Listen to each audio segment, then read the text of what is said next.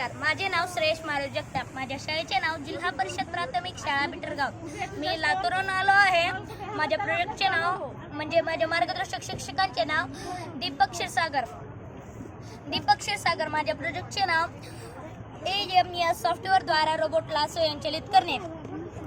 म्हणजे माझ्या प्रोजेक्टला जाणून घेण्याआधी आपण AI जाणून घेऊ. म्हणजे माझा हा प्रोजेक्ट आहे तो पूर्ण AI आणि उदयोन्मुख तंत्रज्ञानावर डिपेंड आहे. AI म्हणजे काय? AIचा शब्दाप्रमाणे अर्थ घेतला तर A म्हणजे आर्टिफिशियल म्हणजे कृत्रिम आणि इंटेलिजन्स म्हणजे बुद्धिमत्ता. या शब्दांना जोडले तर कृत्रिम बुद्धिमत्ता असा शब्दांश तयार होतो. म्हणजेच मानवाद्वारे तयार केलेली कृत्रिम बुद्धिमत्ता म्हणजेच आर्टिफिशियल इंटेलिजन्स होय. ज्या काळापासून मशीन अस्तित्वात आल्या तेव्हापासून AI हा मानवी जीवनाचा एक महत्त्वपूर्ण भाग नक्कीच बनला आहे.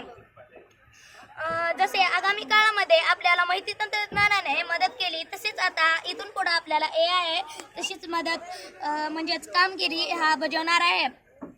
तर माझ्या ह्या प्रोजेक्टमध्ये कोणताही सेन्सर नाही. म्हणजे हा माझा प्रोजेक्ट आहे ते पूर्णपणे ब्लॉक कोडिंग यावर डिपेंड आहे. मी हा प्रोजेक्टची वेबसाईट मी हा प्रोजेक्ट पूर्ण आविष्कार वेबसाईटहून याची सगळी कोडिंग केलेली आहे. आणि हा माझ्या प्रयोगाचा ब्रेन आहे. येथे 2 मोटार आहेत आणि येथे बॅटरी आहे. मी तुम्हाला हा माझा प्रयोग शेवट कसा झाला ते सांगतो. मी आधी माझा प्रयोग कुठे वापरला जातो व याचे फायदे काय. तर माझ्या प्रयोगाचा वापर हा आरोग्य क्षेत्रात होतो, संरक्षण क्षेत्रात होतो व दळणवळण क्षेत्रामध्ये होतो. तर आरोग्य क्षेत्रात कशाप्रमाणे होतं म्हणजे आरोग्य क्षेत्रामध्ये काय करायचं, या प्रयोगात थोडा अपडेट करायचा, याच्यावर ट्रे बसवायचा आणि याच्यामध्ये गोळ्या टाकून आपण इकडं तिकडं त्या गोळ्यांचा वाहतूक करू शकतो. आणि दळणवळण क्षेत्रामध्ये कसं आहे, आपल्याला संदेश जर पाठवायचे असतील तर संदेशाची त्याच्यात टाकायच्या आणि आपल्या प्रोजेक्टमध्ये थोडं अपडेट करून आपण ब्लूटूथची रेंज वाढवायची आणि आपण संदेश इकडं तिकडं पाठवू शकतो. आणि संरक्षण क्षेत्रात माझ्या प्रयोगाचा वापर बाँड्रीवर होऊ शकतो, कोणत्या बँकिंग क्षेत्रात होऊ शकतो. बँकिंग क्षेत्रात म्हणजे आपल्या काही मूल्यवान वस्तू आपण ठेवल्या आहेत तर आपण हा रोबोट त्याच्याजवळ ठेवायचा, आपण एका जागी थांबायचं आणि रोबोटची हालचाल करायची.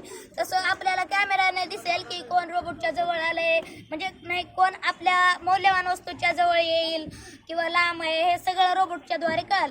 व मिलिटरी फौजमध्ये ही याला आपण वापरू शकतो. म्हणजे आपण याला बॉर्डरवर ठेवायचं. जर कुठून कोणता शत्रू अटॅक करेल त्याच्यामुळे आपल्या 4-5 आर्मींची ही मृत्यू होऊ शकतो.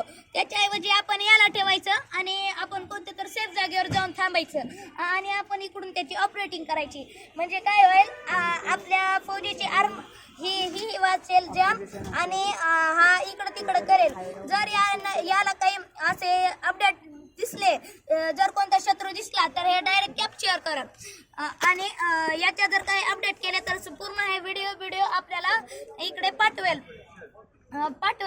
तर आणि हा इथं मी चंद्राचा लोगो दिलेला आहे.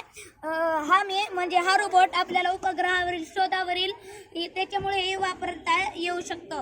म्हणून मी इथे एक फ्लॅग व चंद्राचा लोगो दिलेला आहे. आणि माझ्या शेवटला मी तुम्हाला म्हणलं होतं की प्रयोग कसा होईल ते तुम्हाला चालवून दाखवेल. याच्यात कोणताही सेन्सर नाही. पुन्हा एकदा सांगतो, हे पूर्ण ब्लॉक कोडिंगवर डिपेंड आहे.